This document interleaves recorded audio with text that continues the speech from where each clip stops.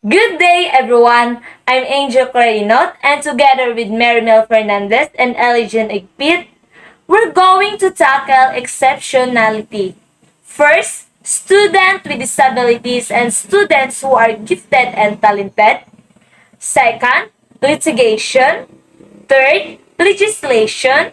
Fourth, exceptional individuals and society. Fifth, disproportionate placement in special education. And sixth, teaching children with exceptionalities. Objectives. First, describe exceptional students and explain what groups are considered exceptional. Second, explain K-court cases relevant to the educational rights of students with disabilities. Third, discuss key civil rights legislation for individuals with disabilities. Fourth, analyze the perceptions of individuals with exceptionalities and their integration with the society. Fifth, cite the primary issues involved in the overrepresentation and underrepresentation of some ethnic or racial groups in special education contributing factors. 6. Discuss some of the basic needs of exceptional children and explain why it is important for educators to help their students meet these needs. 7. Make an argumentative essay whether special education is effective or not. So now, let's get started. The first thing that we're going to talk about is students with disabilities and students who are gifted and talented. A significant segment of the population in the United States is made up of exceptional individuals. According to Broad, 2012, there are nearly 57 million individuals in the United States with some type of disability, and according to Hallahan, Kaufman, and Paul in 2015, approximately 8.5% or more than 6.5 million of students receive special education services. But the National Center for Education Statistics 2010 reported that approximately 6.7% or 3.2 million of students are gifted and talented, although not all of them receive special education services. But what are exceptional people? Exceptional people include individuals with disabilities and gifted individuals. Sadly, some individuals with disabilities have been rejected by society, and because of their unique social and personal and special interests, many exceptional people become part of a cultural group composed of individuals with similar exceptionalities. The definitions of exceptional children vary from one writer to another, but for Howards, exceptional children differ from the norm, either below or above, to such an extent that they require an individualized program of special education and related services to fully benefit from education. The term exceptional children refers to children who have learning issues and those whose performance is so remarkable that curriculum and instruction must be modified to enable them to reach their full potential. As a result, an exceptional child is a broad word that encompasses children with learning and/or behavioral issues, children with physical disabilities or sensory impairments, and children who are cognitively talented or have a special ability. This definition applies only to school-aged children who are typically referred, tested for eligibility, and then put in special education programs. The child's labeling is part of the procedure. At one end of the continuum are gifted and talented children who have exceptional ability in one or more areas. And children with disabilities are on the other end of the continuum. Intellectual disabilities, formerly known as mental retardation, learning disabilities, speech, vision, and hearing impairment, emotional disturbance, or behavioral disorders, or physical and health impairments are among labels given to students with disabilities. Labeling. The categorization and labeling process has its share of critics. Critics characterize the practice as demeaning and stigmatizing to people with disabilities, with the effects often carried through adulthood, where these people may be denied opportunities as a result. Several disabilities are more acceptable in society than others. Visual impairment elicits public empathy and, in some cases, sympathy, as indicated by the financially well-endowed Seeing Eye Institute, which is responsible for training the well-known guide dogs. The public has long given liberally to charities for the blind. The blind is the only group of people with disabilities who can claim an additional personal income tax deduction as a result of their disability. The general population considers blindness to be one of the most severe ailments that may befall a person.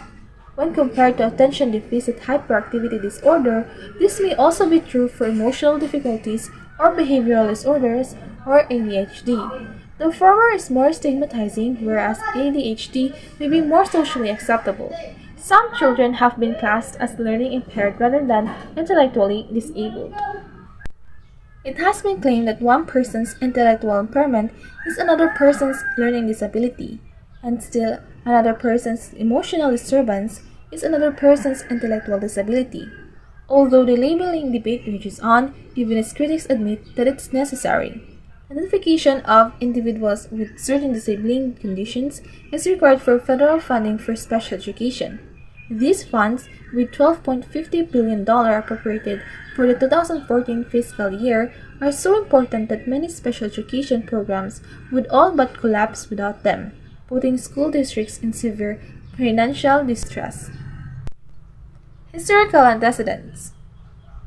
In many ways, the plight of people with disabilities has matched that of repressed ethnic groups. The history of how people with disabilities have been treated does not indicate a society eager to meet its responsibilities. With a few exceptions, persons with intellectual disabilities, for example, were not regarded as a serious social concern in any community prior to 1800s. Those with more severe intellectual impairments were either slain or died of natural causes. People with intellectual and physical disabilities have been traditionally been treated and cared for in accordance with the socioeconomic circumstances of the time. Individuals with impairments were considered as non-productive and a burden depleting available resources by early nomadic tribes. Individuals with impairments were frequently considered as non-productive and expendable as civilization advanced from a more nomadic existence. They were frequently relegated to hospitals, asylums, or colonies. Many facilities were purposefully established at vast distances from population centers to separate and contain residents. For decades, American society avoided confronting its concerns regarding its citizens with severe disabilities. Society simply exiled them and forgot about them. The majority of Americans were unaware of the sometimes severe and inhumane treatment that prevailed at many facilities. Many of these institutions are now located near or within population centers because of urban sprawl. Individuals with moderate disabilities were often able to integrate into society, sometimes seemingly disappearing, sometimes meaningfully contributing to an agrarian society, and frequently without even being recognized as having a disability. As society became more industrialized and educational reforms mandated school attendance, students with disabilities' academic issues became more obvious. Special schools and special classes were designated to meet the needs of these children. As a result, society separated these people, often under the guise of acting in their best interests. Society's treatment of some groups with disabilities, such as those with intellectual disabilities, has frequently been questionable with respect to their civil rights.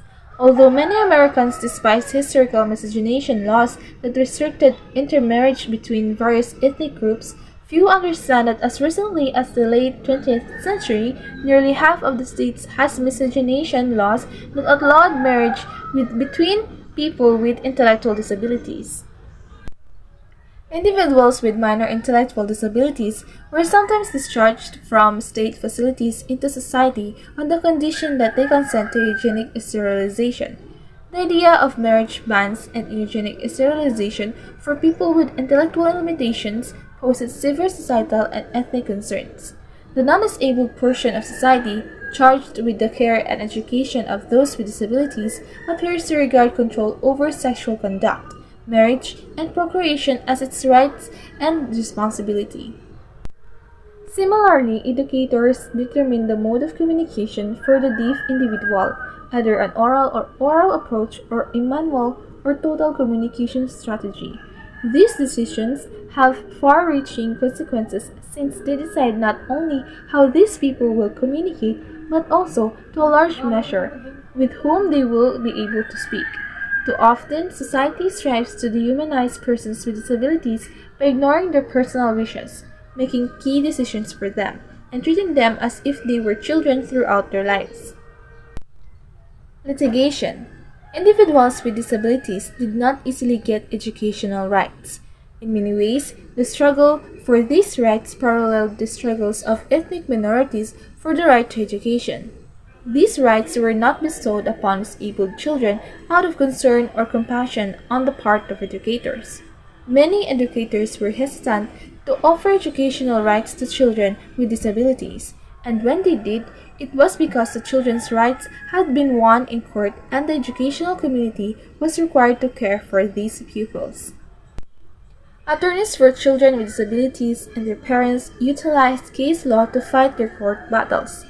Case law refers to published judicial opinions that interpret statutes, regulations, and constitutional requirements.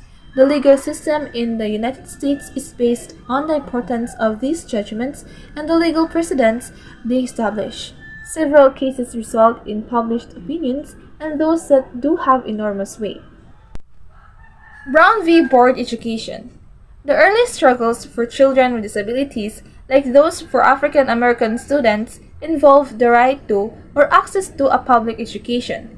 The Supreme Court judgment in Brown v. Board of Education of Topeka was one of the most famous and significant court decisions.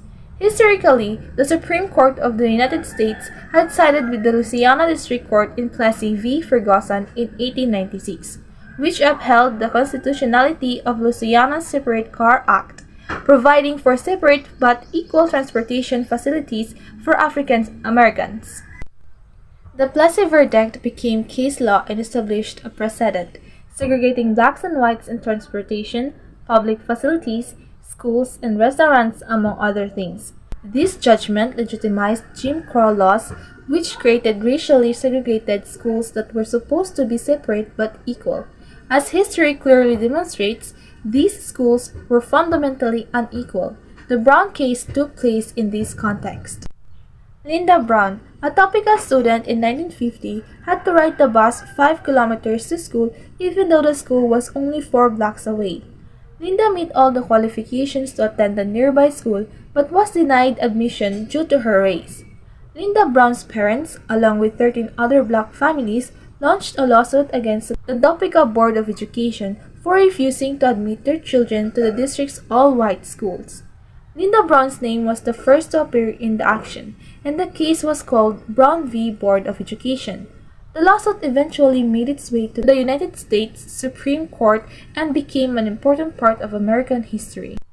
The United States Constitution guarantees all citizens the right to life, liberty, and property. These rights cannot be denied without fair process. Brown established education as a property right.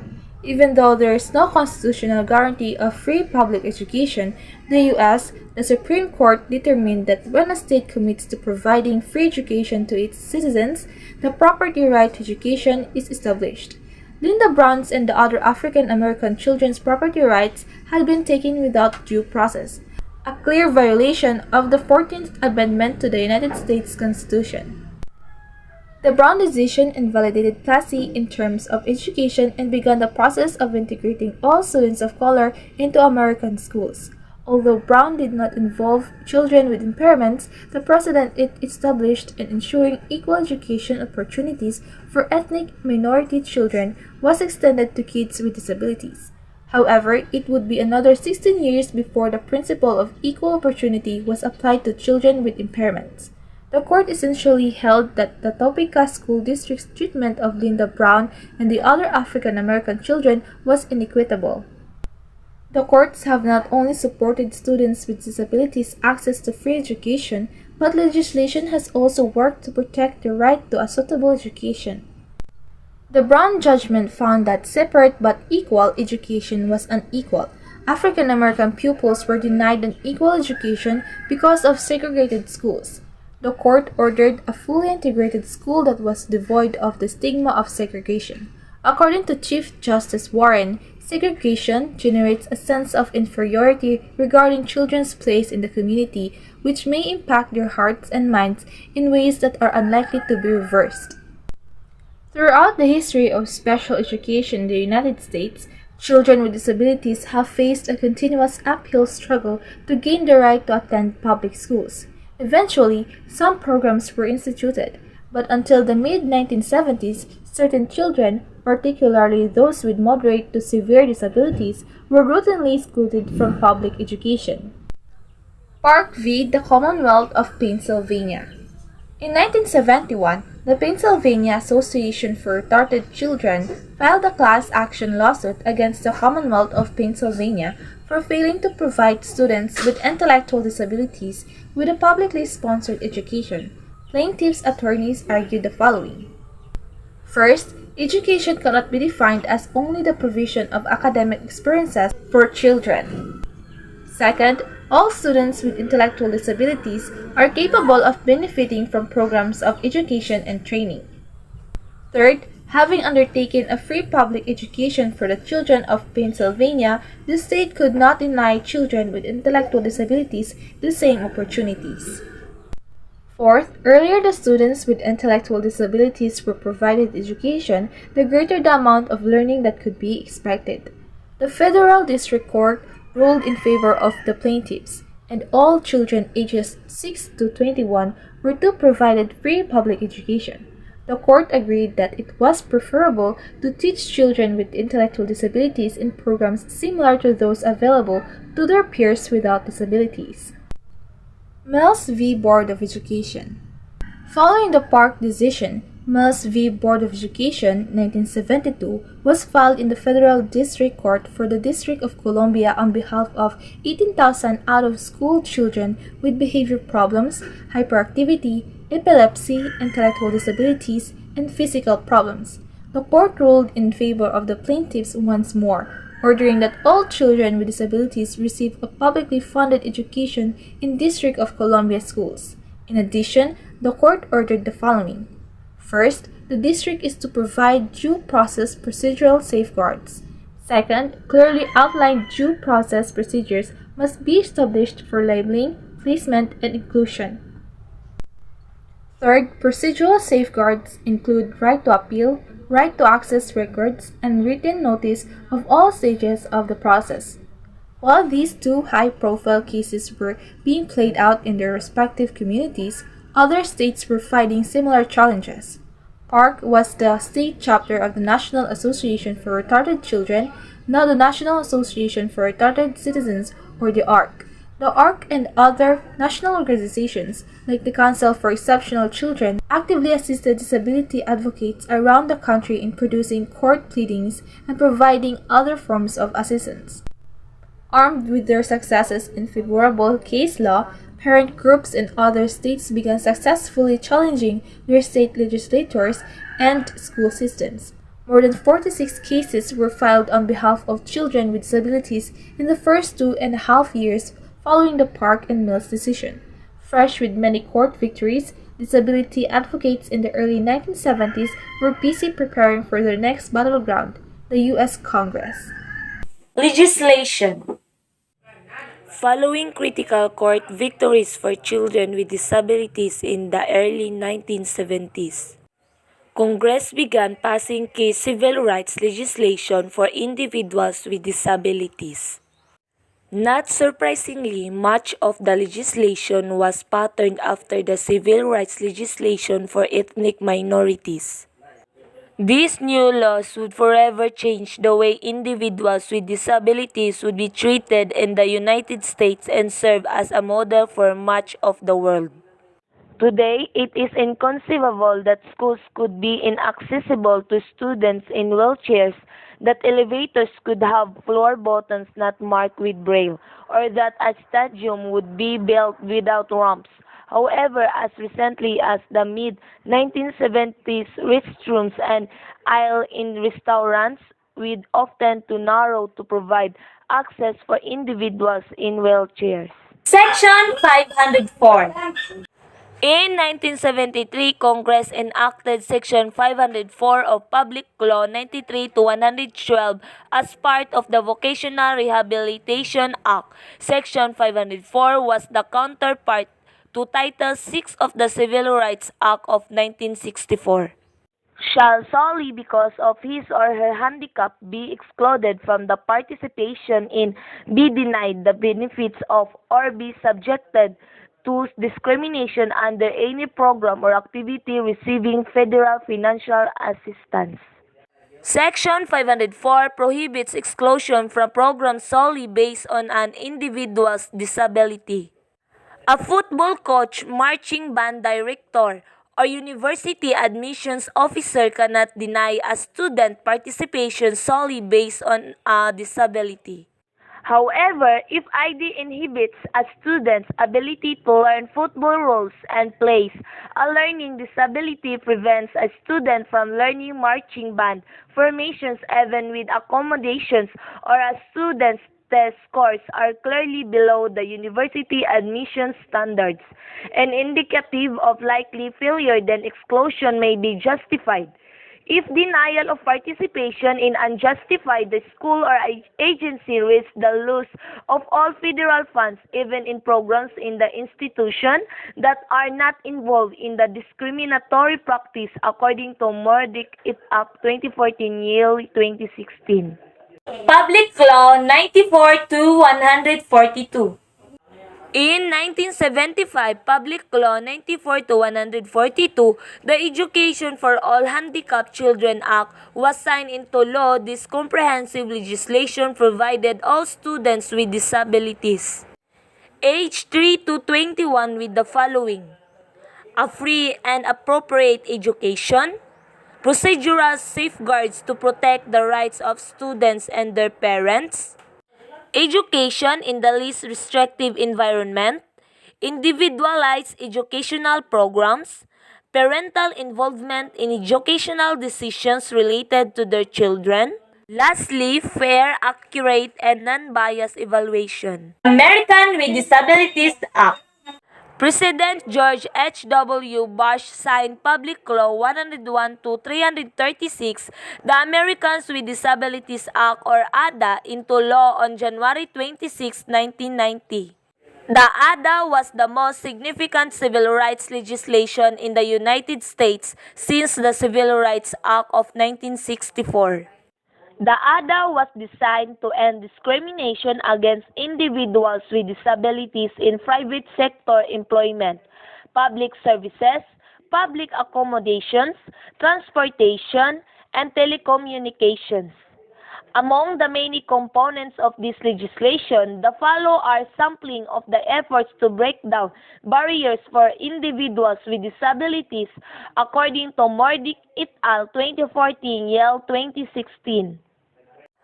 Employers cannot discriminate against individuals with disabilities in hiring or promotion if they are otherwise qualified for the job.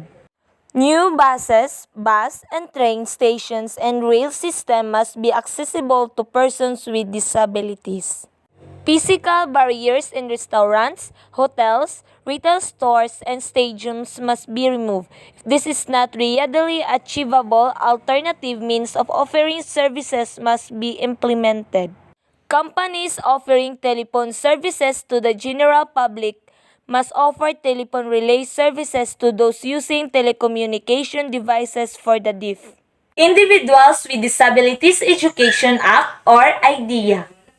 Congress passed Public Law 101 to 476, the Individuals with Disabilities Education Act or IDEA, in 1990 as amendments to Public Law 94 to 142.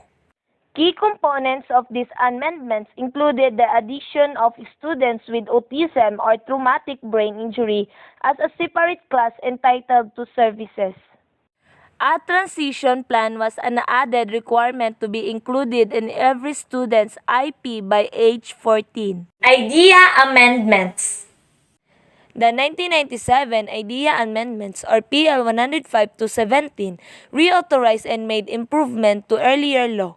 It consolidated the law from 8 to 4 parts and made significant additions including the following: strengthened the role of parents, ensured access to the general education curriculum, and emphasized student progress by changing the IP process. encourage parents and educators to resolve their differences through non-adversarial mediation, gave school officials greater latitude in disciplining students by altering some procedural safeguards, set funding formulas. Idea funding. When Congress passed Public Law 94 to 142 in 1975, it mandated services for children with disabilities. It required states and school districts to provide extensive and often expensive services to these children. Congress set a goal to fund the mandate at 40% of the cost to educate children with disabilities. Often the classes for these children are smaller and many require additional staffing with aides, which increases the cost to the schools. Parents empowered by this mandate have rightfully insisted that their children receive the services to which they are entitled. Post PL 94 to 142 litigation. Even with over 40 years of legislation, amendments, and refinements, there are many aspects of special education law that remain unclear to the children, their parents, and other advocates, and school district personnel. In addition to inadequate federal funding, staffing is another serious problem facing most states, even when school districts are committed to full compliance with the laws. The acute national shortage of qualified special education and related services personnel may preclude their ability to do so. Because IDEA does not provide a substantive definition of an appropriate education, the issue has often been left to the courts. Parents, as might be expected, typically view an appropriate education as the best possible education for their child. In 1982, Board of Education of the Hendrick Hodgson School District v. Rowley became the first case related to an appropriate education. The issue has often been left to the courts. Parents, as might be expected, typically view an appropriate education as the best possible education for their children. In 1982, Board of Education of the Hendrick Hodgson School District v. Rowley became the first case related to an appropriate education for a student with a disability to reach the U.S. Supreme Court. Laws and funding for gifted and talented students. The Act is designed to support scientifically based research and to provide demonstration projects and innovative strategies to enhance the ability of schools to meet the educational needs of these students. Exceptional cultural groups. In modern times, the understanding and treatment for any deviation from the norm has been limited. Society has begun to accept its basic responsibilities for people with disabilities by providing for their education and care, but social equality has yet to become a reality. Exceptional individuals and society. Insensitivity, apathy, or prejudice, many of those responsible for implementing and upholding the laws that protect individuals with disabilities fail to do so.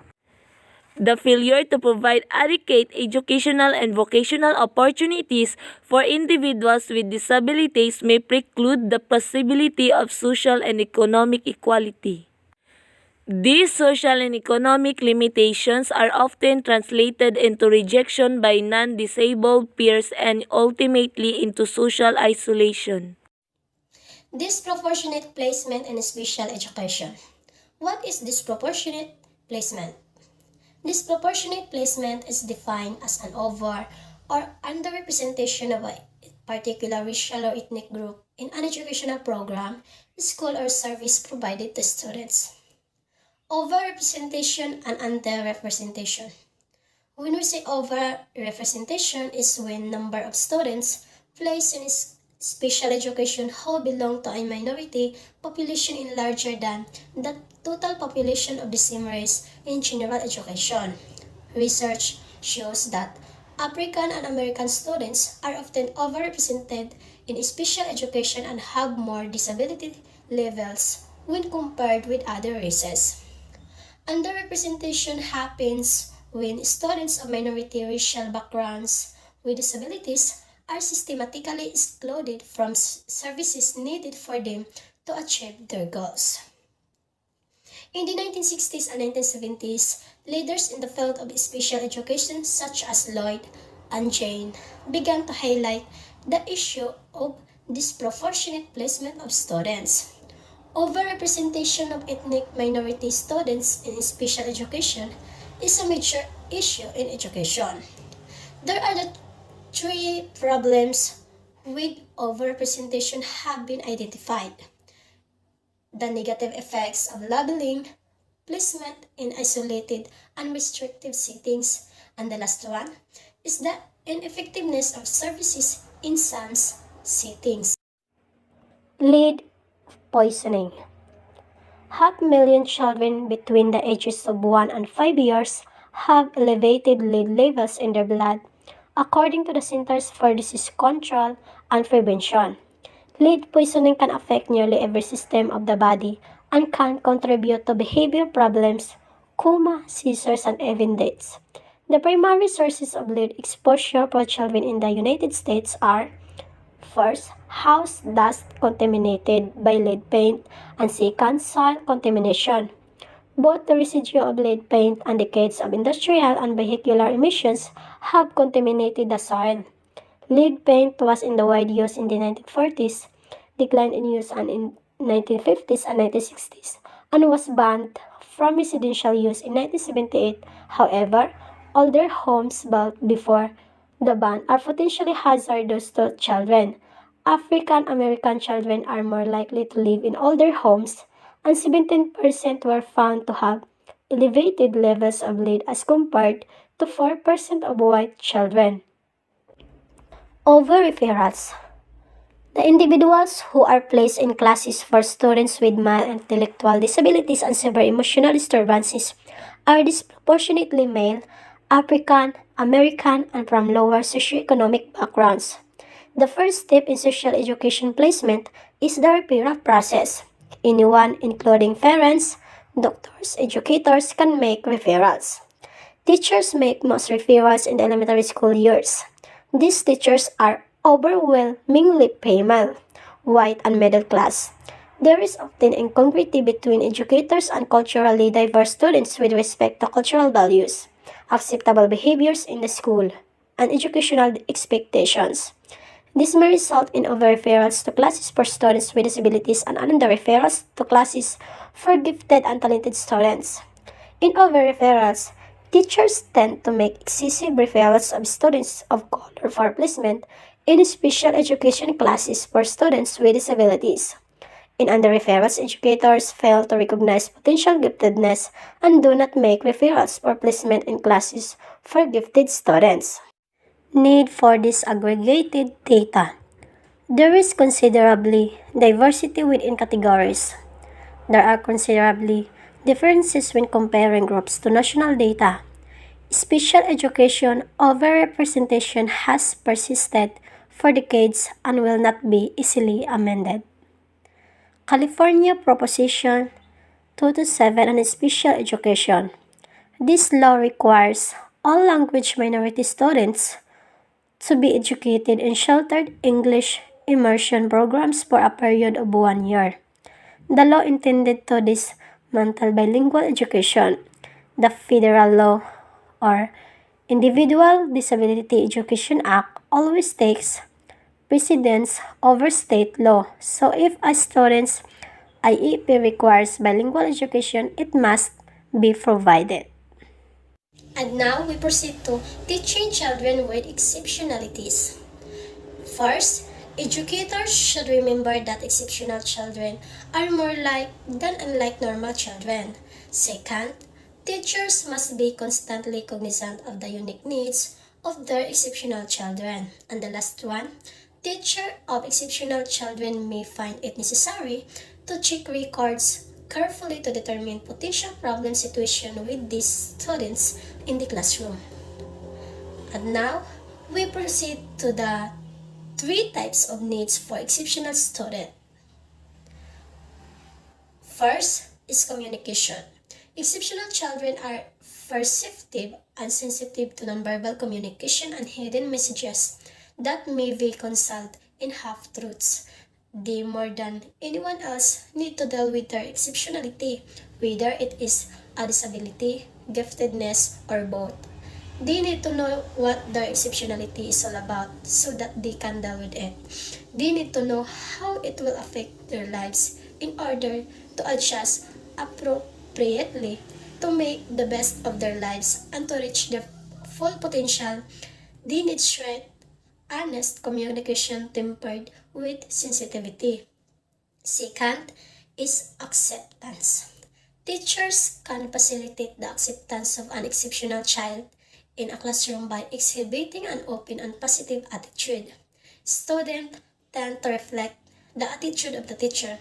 If a teacher is hostile, the student will quickly pick up these cues.